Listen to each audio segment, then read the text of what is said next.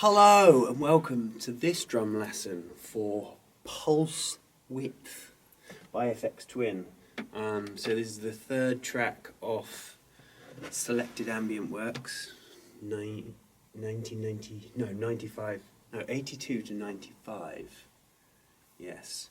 So yeah, again, one of my favourite albums. So I've done the first two tracks. I'm slowly working through this album just because I was just going to do one or two tracks, but I love it so much and the drums are just so interesting, and just totally makes you think about drums in a completely different way, in kind of layers rather than kind of a whole thing, which is quite interesting. So anyway, just quickly I just want to say thanks to everyone that's been watching. If you do like my videos and stuff, please remember to comment and hit the like button and subscribe and all that stuff. And also check out my Patreon. So my Patreon, I've got a load of exclusive videos and stuff over there. You can sign up for free, or you can sign up for the different tiers and stuff. So go and check that out. There'll be a link to that. Anyway, let's get straight into this. So it's quite a tricky song, this. So I'm going to try and break it down. Basically, there's kind of two bits really in the whole thing. So the first section.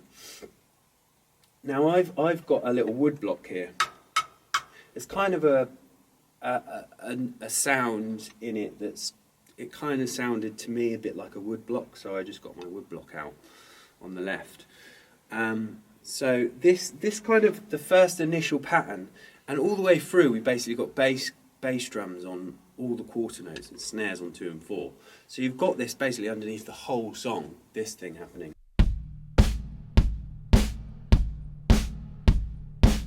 All the way basically. So the first pattern is with this wood block, which is quite an intricate pattern. I'll just play it for you, then we'll break it down.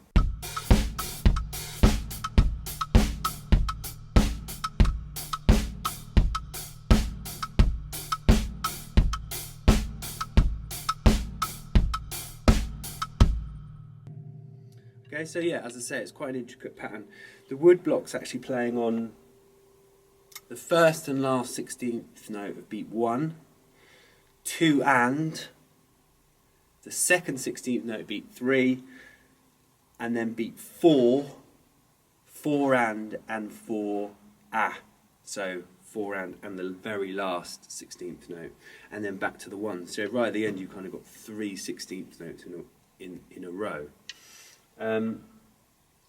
Now, because you've also got to be doing this kind of offbeat thing on the hi-hat, it sort of needs to be played with one hand. A little note on this, actually in the track, the hi-hat is playing more like this.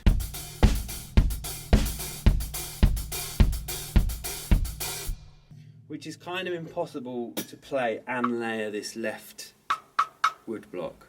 So that's why I've kind of simplified the hi-hat to just being on the offbeats.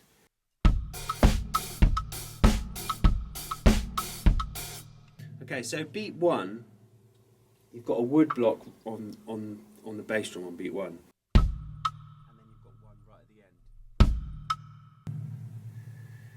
And then you've got your backbeat on beat 2.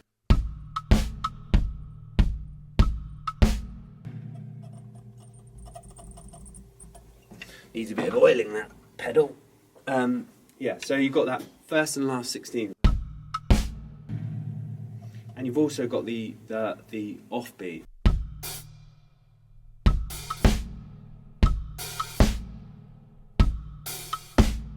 So you kind of got that first beat of beat 1, 1 and last 16th note, and then the backbeat on 2. And then the next wood block is on 2 and, so you're playing the offbeat on the hi-hat with a wood block.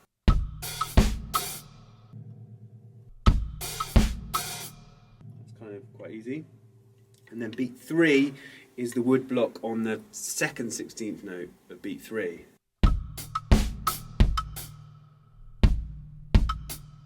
So you're kind of doing that. Beat 3 is... Yeah, so beat 4 is wood block with the backbeat, and then two more wood blocks on 4 and 4E.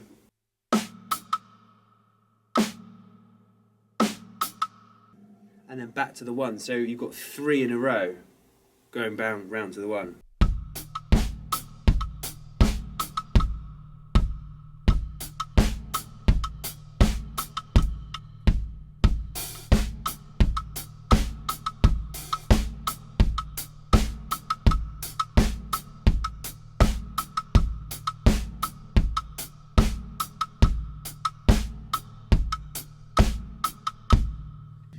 So that's really quite tricky in itself, and that's kind of the easy pattern. But yeah, so and that wood block right at the end is the tricky bit, because you've got 3 16th notes, 3 16th note hits in a row with the left hand on that. There is an easier way to play it with 2 hands.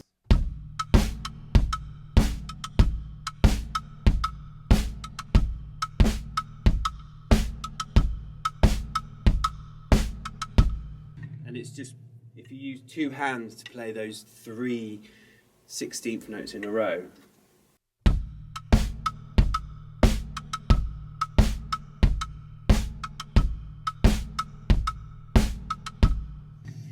But then obviously if you're doing that, you're losing out on the offbeat hi-hat. So yeah, so that's kind of that's like groove 1. And that's the easy groove.